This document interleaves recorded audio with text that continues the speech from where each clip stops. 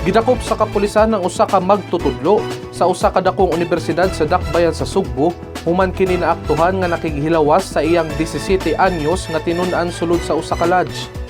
Aniang dugang detalye sa report ni Justin Vistil.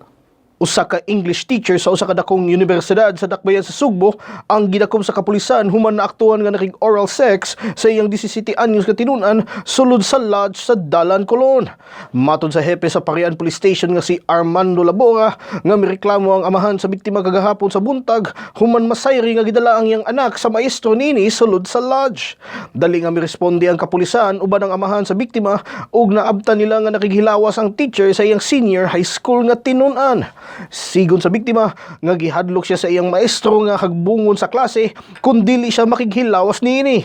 Natingala ang amahan, sanglit wala may problema sa klase ang iyang anak ug nagduda kini nga naganahan kini sa biktima tungod kay arangan kini og panagway.